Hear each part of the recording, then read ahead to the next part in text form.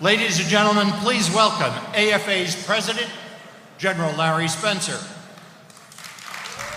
Thank you. Thank you all and welcome back. Stacy, we'll wait for you to find your seat, then we'll start.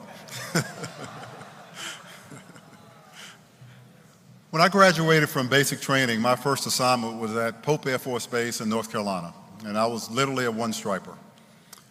And I was sitting in my office one day, and I looked out the window, and I looked to my right, and there was a contractor who had picked up my trash can and walked the trash can just a few feet outside my window and emptied the trash. I turned to my boss, who was then called a buck sergeant, E4, and I said, "Sarge, why are we paying a contractor to do this? I can empty my own trash." And he said to me something that really stuck with me, a term that I've heard a lot since, but I hadn't heard before, and that term was, "Airman, if it ain't broke, don't fix it." Now, I was born before 1990 as well, so a lot of you won't recognize this, but I went and typed up, and I mean typed up. At that time, there were no computers, there were manual typewriters. I typed up an Air Force Form 1000. It was a blue form that was all over the base, and if you had a suggestion, you could turn it in. And I typed up that suggestion, and it was approved, and they figured out how much it saved, and I got a check in the mail as a result of that suggestion. Now let's fast forward, and I'm the vice chief, and we're in an office around, and we got a lot of folks around the table really discussing a really complex issue. And someone very senior said, "Vice Chief, if it ain't broke, let's not fix it." And one of the people sitting around that table was then Major General Steve Kwast. So before I could respond, General Kwast said, "Just because it's not broken doesn't mean we can't make it better. Doesn't mean we shouldn't make it better." He went on to say, "By the way, if we stand on our laurels, if we don't get any better, our adversaries will, and then we will be broken." I don't know how many of you know General Kwast, but he is one of the most innovative, smart airmen that I've ever met. The Air Force really is lucky to have him because he is a guy that's always thought outside the box. He's always pushed the envelope, and in my mind, he is an innovator's innovator. So please welcome back to the stage Lieutenant General Steve Kwast, Commander of Air Education Training Command.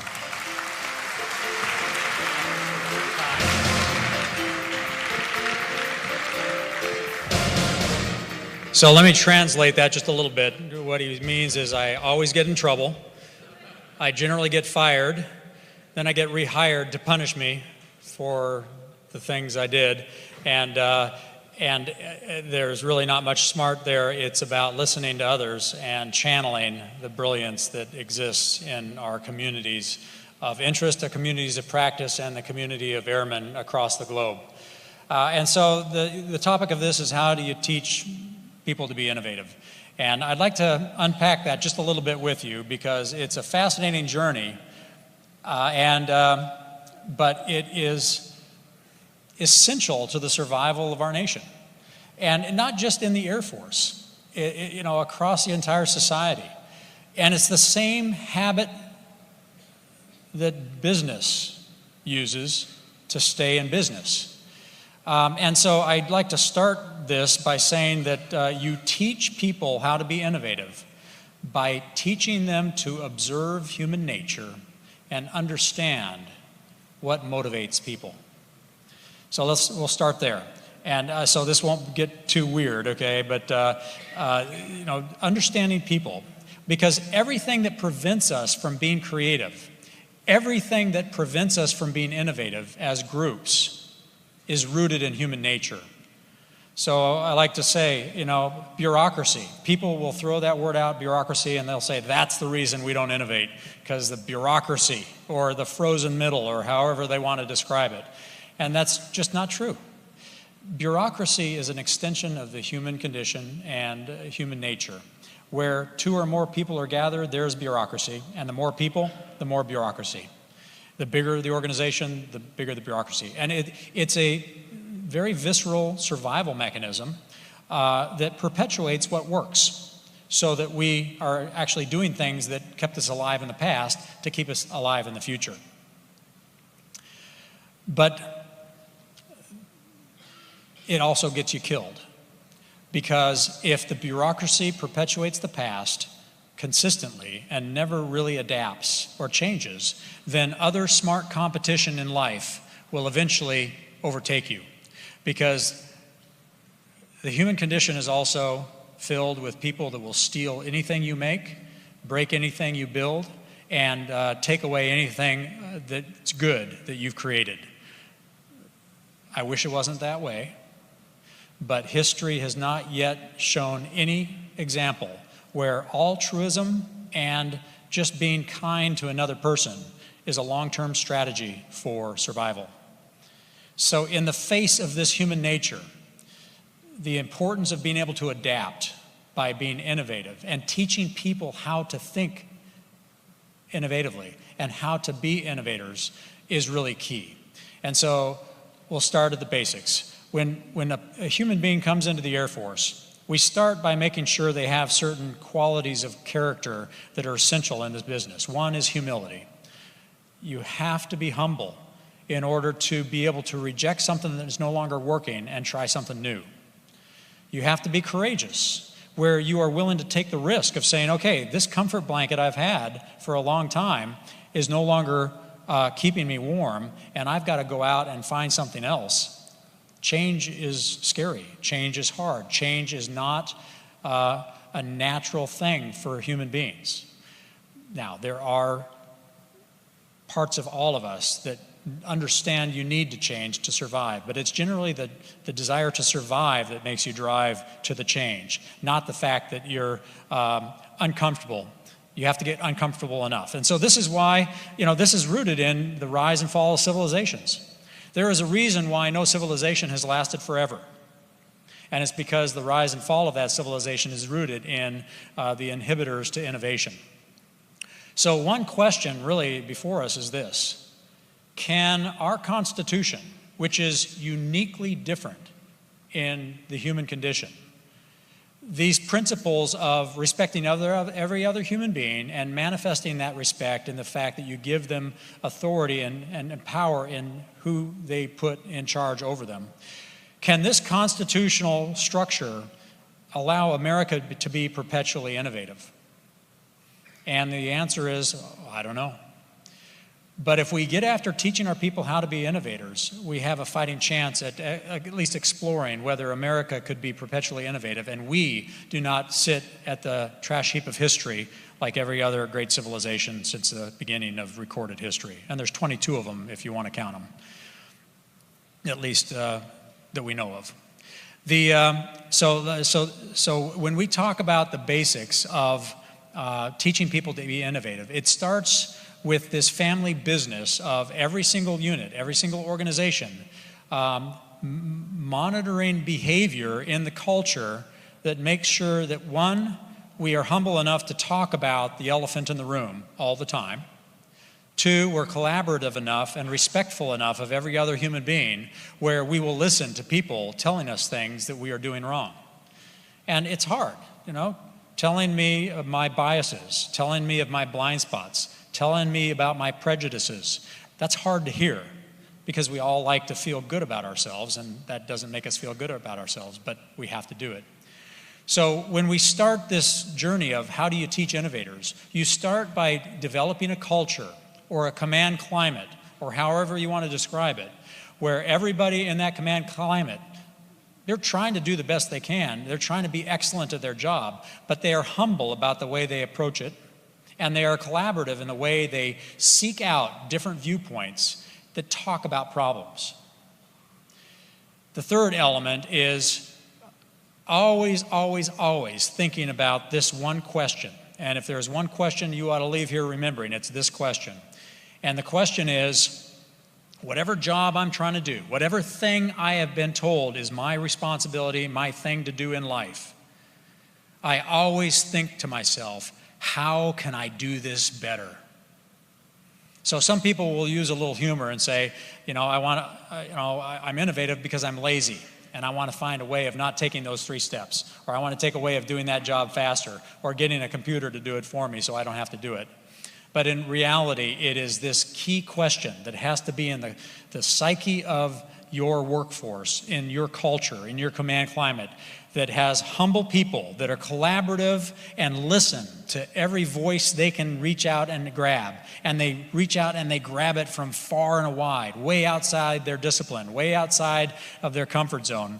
And they are always asking the question, like General Spencer did, how can we do this better? How can I do my job better? Because life also is a competition. It always has been.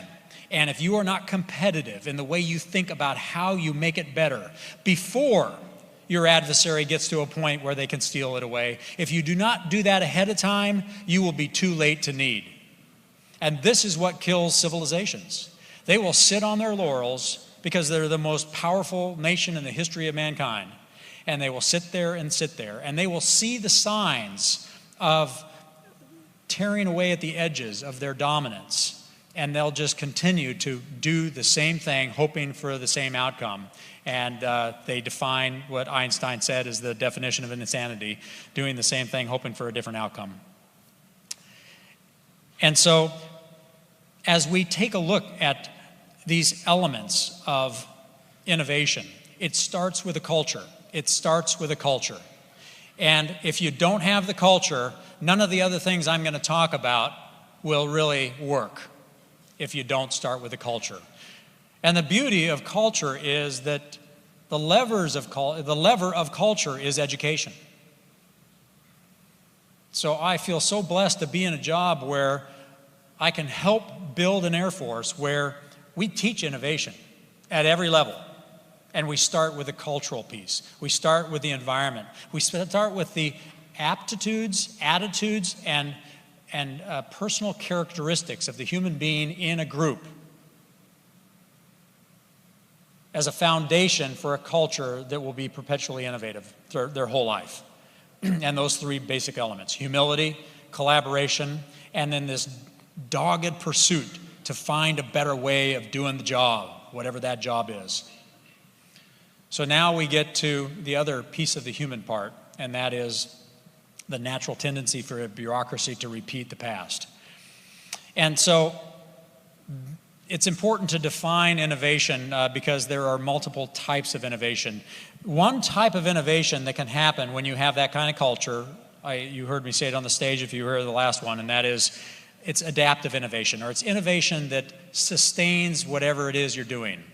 And that's the kind of thing where if I just make the widget a little faster, a little better, then I'll have a competitive advantage. And businesses do this all the time. A business will be born and say, here's my purpose in life, and here is the thing that I sell that makes me relevant for the niche market that I'm dominating, and they just try to keep making that better and better and better. That type of innovation happens in that cultural paradigm I talked about, and it works pretty good. And bureaucracies are not bad at doing that. They can do that. Even though it's hard, it can still be done. But history has never, ever shown a good example of an organization or a group of people or a bureaucracy that can do the second type of innovation that is essential in this journey, and what ends up causing a civilization to crash or a business to fail. And that is the innovation that changes the game, that jumps you to a different economic curve, that actually questions your very purpose in life, and that you have to change your purpose in order to survive and still get the job done. So in our business of national security, where our job is to fly, fight, and win, our job is to be prepared for the unexpected, our job is to win no matter what, we better be masters at this game of innovation. And we better be world class at developing the culture of innovation, and then the two forms of innovation that keep you perpetually relevant. Innovation that sustains what you're doing today and is working, and then innovation that changes you into something that can do the same thing in a different game, a different world, a different economic curve.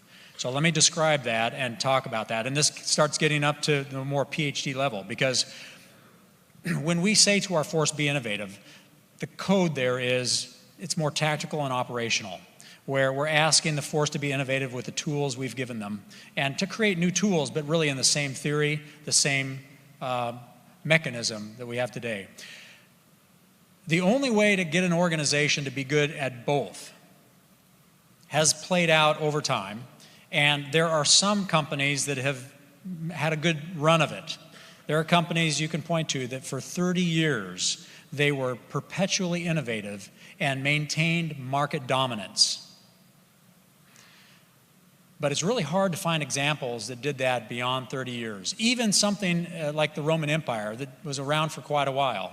The only reason they lasted that long is because they had so much money and they were so cruel and they were so barbaric that it took a while for the rest of humanity to kind of tear them apart and eventually break it into, two empires, and then eventually it went off the face of the earth. So let me talk a little bit about this second form of innovation. I think everybody understands the first form of innovation, this thing that sustains what we do.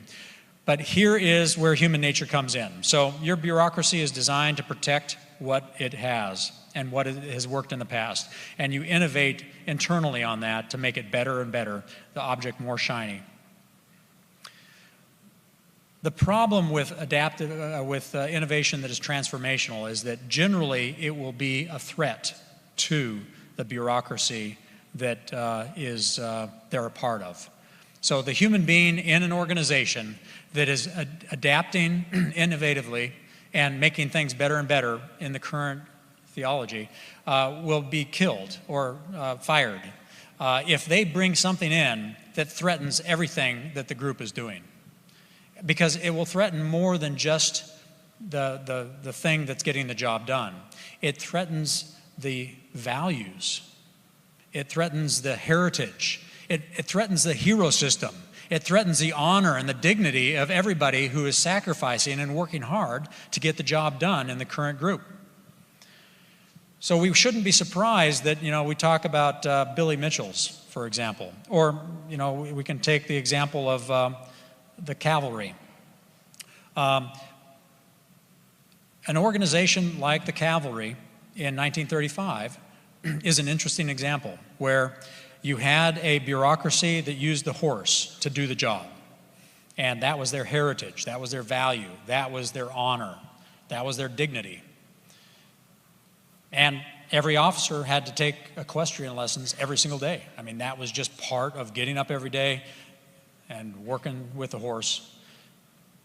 When General Marshall went to the cavalry in 1935 and asked them, what are you going to do about blitzkrieg that we see coming? They researched that for years. And General Herr at the time, when General Marshall came back in 1939 and said, okay, what's your answer? General Herr's answer was, we've been giving this a lot of thought. And they had all kinds of analysis. In fact, one of the reports even says that if you take the horse off the battlefield, the IQ of the soldier will go down by 10 points. I mean, this is how blind we can be to facts and to figures and to analysis if we are too wed to our current values and theology with regard to our bureaucracy.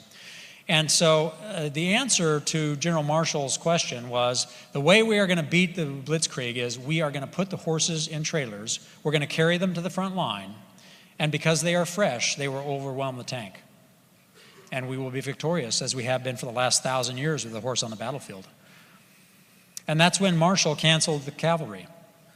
But it took Congress 10 more years before they stopped funding the cavalry.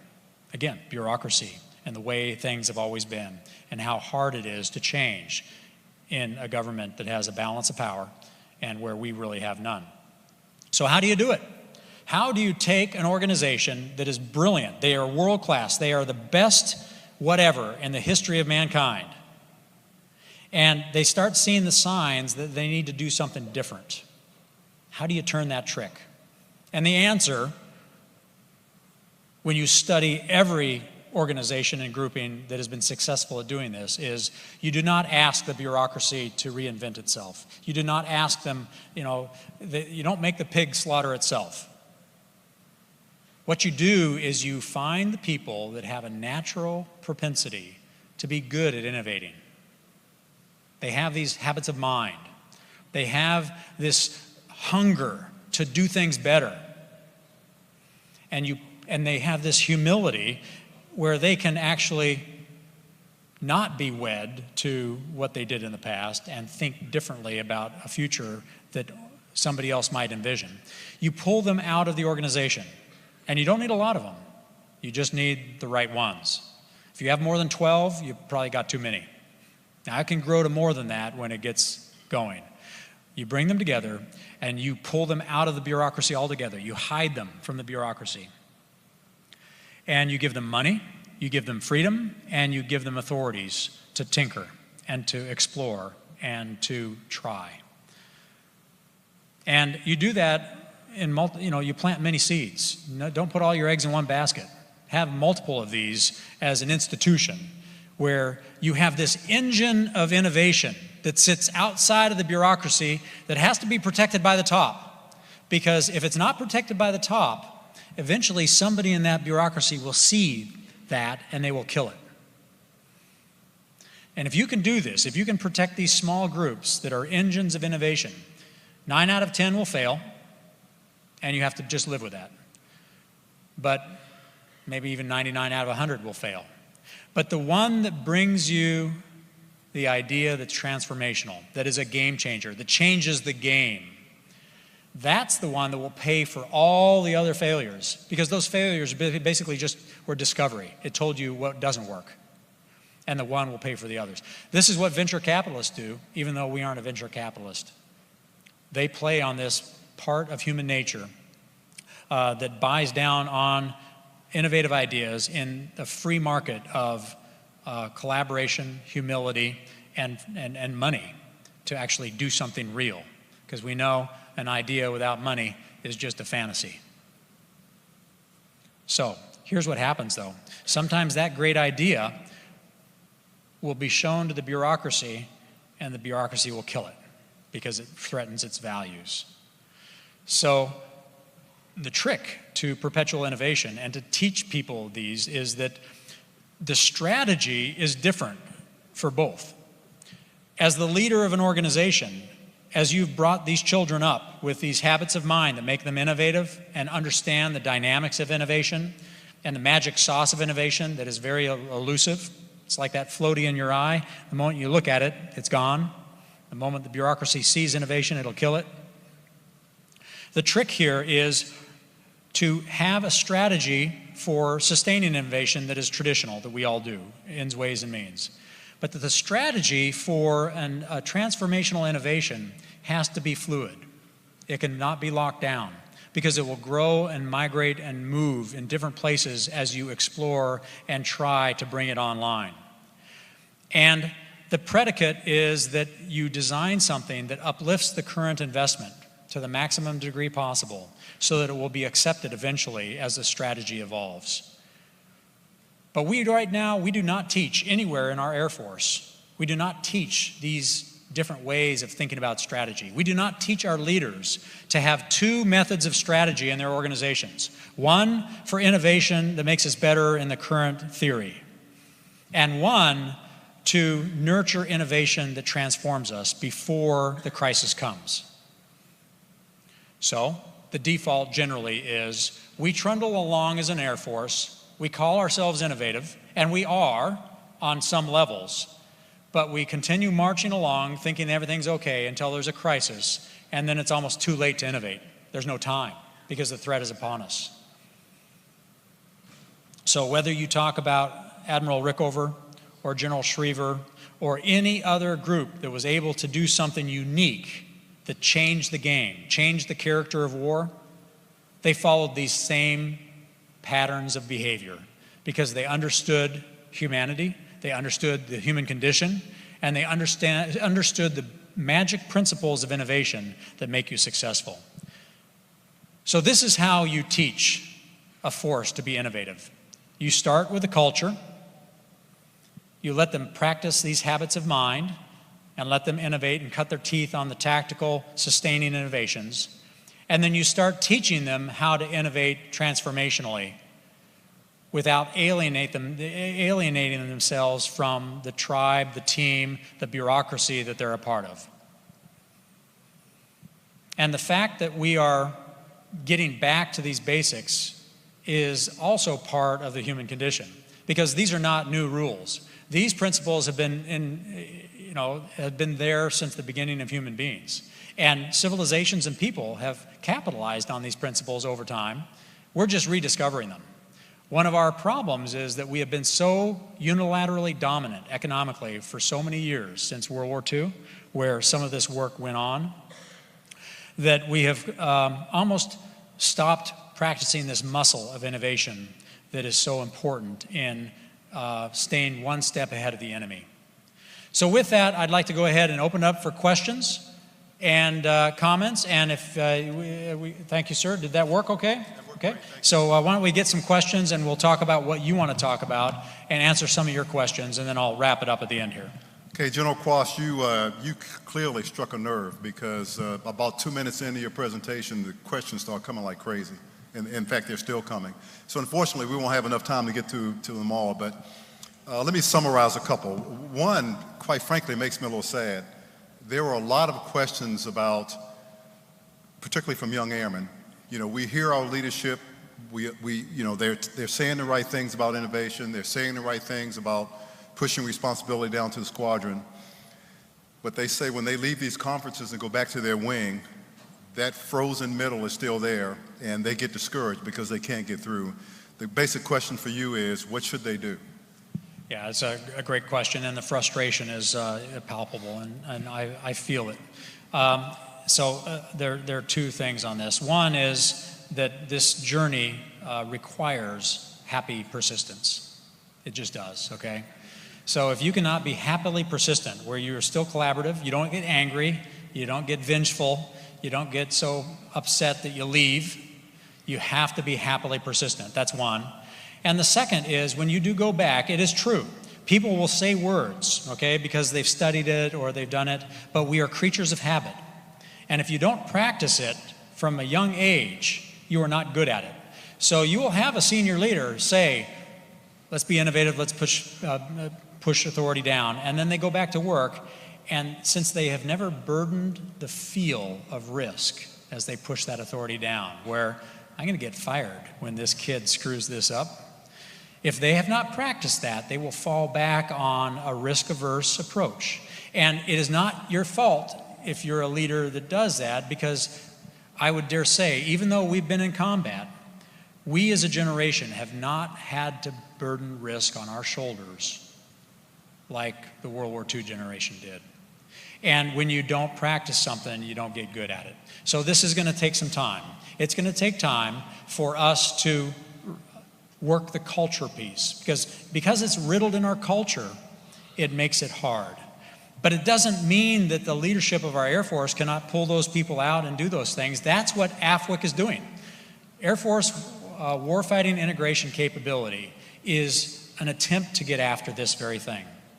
The AFWIC hubs, these innovation hubs, are an activity to get after this. And it allows those young, innovative leaders to give an idea to a group that is outside the bureaucracy. That's why these AFWICs are a 501c3 and a PIA, so they have the authorities and the distance from the government to be able to innovate your ideas and your problems. So it's a tough one. Happy persistence, and get involved with those organizations that we're building to try to get the Air Force perpetually innovative once again, like we were back in the 50s and 60s. Thanks, General Kwast. One more, and this question, I've been thinking about it ever since I read it. It's pretty profound. It says, are fighter aircraft the Air Force's cavalry? Is the fighter aircraft our Air Force's cavalry? Okay. No, so this is an easy trap to fall into, where we take historical examples and we overlay them on current dynamics. The key here is to think contextually, in the context of where we're at. And when you take a look at our systems and our aircraft, one, the world we live in, where everything is classified, makes it very hard to see ground truth. And one of the traps innovators can fall into if they're not careful is not letting the data drive their decision. They let their emotion or their impression of what's going on drive the decision. And they become vulnerable to people who have an agenda, people who are not trying to help the Air Force. They will fall into these traps. So my counsel to you is this: as we take a look at that question, because it's a good question, what are the horses of our age? What are the battleships of our age? When, the aircraft carrier became the king instead of the battleship being the king of the sea, the Navy journey, which is another example of this. What are the horses of our age? What are the battleships of our age? That question is more complex than a simple answer, because our world is so much more complex, and you have to really look at the data. And it goes back to these principles that any business would look at. What is it that is our purpose? What are the people, cultures, processes, and tools we use to achieve that purpose? And how do we measure their return on investment, their effectiveness? And until you can see that whole picture, you cannot answer the question as to whether something is good or something is bad. And that requires the security clearances that make this such a difficult thing. So we are in a catch-22 as an Air Force, where very small portion of the Air Force really see what's going on in some of these fact-based decisions. But I will tell you this, that as I said on the stage before, our enemy should be very, very afraid. Anybody who is going to challenge America should be very, very afraid, because there are people that understand this dynamic, and they are not going to telegraph to the enemy what is going on. And the innovations that are happening are uplifting our current investment in ways that are very powerful and create such dilemmas for our enemy that they will have a very bad day. So make sure that as an innovator, you do not throw the baby out with the bathwater on these conversations, because it has to fit in the context of the world we live in today.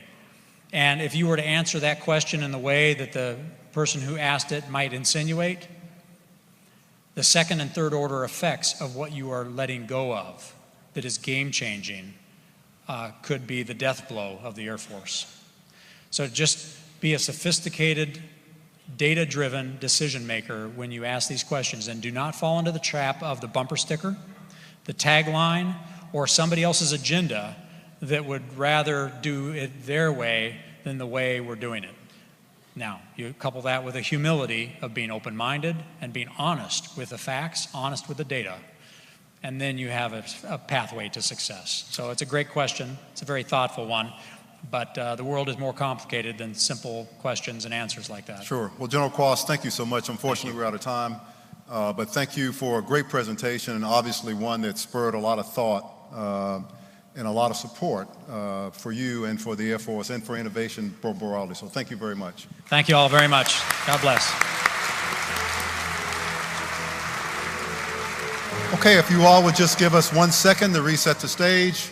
We're about ready for our finale, in which we will get our folks up on stage and have our spark tank. So it'll be just a minute.